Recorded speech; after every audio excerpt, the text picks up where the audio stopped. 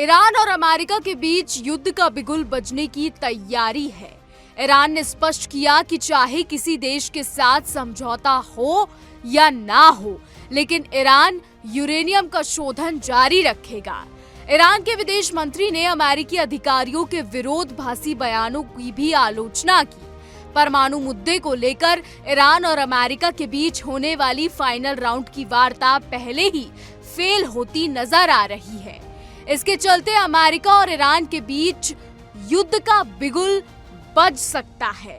Iran ने बेहद साफ और स्पष्ट तरीके से कहा है कि वो यूरेनियम के अतिशोध की प्रक्रिया कभी भी नहीं रोकेगा।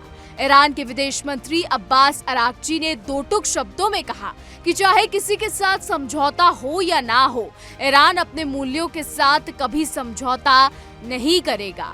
उन्होंने ये स्पष्ट किया कि परमाणु बुनियादी ढांचे या यूरेनियम संवर्धन के अधिकार पर बातचीत की कोई संभावना नहीं है।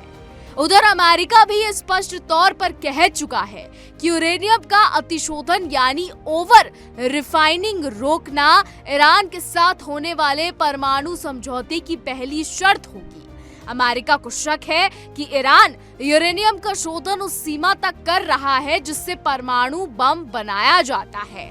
ईरान के विदेश मंत्री ने अमेरिकी अधिकारियों के विरोधाभासी बयानों की भी आलोचना की और कहा कि उनका रुख वार्ता को जटिल बनाता है और कूटनीतिक प्रक्रिया की आवश्यकताओं को पूरा करने के लिए अमेरिका की गंभीरता के बारे में संदेह बढ़ाता है। ईरान के विदेश मंत्री ने इस बात पर भी जोर दिया कि ईरानी मीडिया के हंगामे की परवाह किए बिना अपने अंतर्राष्ट्रीय अधिकारों और दायित्वों के ढांचे के भीतर अपने सैद्धांतिक और कानूनी रुख को आगे बढ़ाने पर ध्यान केंद्रित रखेगा। आपको बता दें, ईरान के तेहरान में परमाणु ऊर्जा संगठन द्वारा आयोजित एक कार्यक्रम में 2 दिन पहले भी ईरान के विदेश मंत्री ने अमेरिका के लगातार बदलते रूप और उसके प्रवक्ताओं द्वारा की जा रही बातों को अमेरिका और ईरान के बीच होने वाली वार्ता में बाधा बताया था। उन्होंने ये भी कहा कि पिछले 3 दशकों में ईरानी राष्ट्र ने अपनी स्वतंत्रता को बनाए रखने और परमाणु प्रौद्योगिकी और संवर्धन हासिल करने के लिए बड़ी कीमत चुकाई है।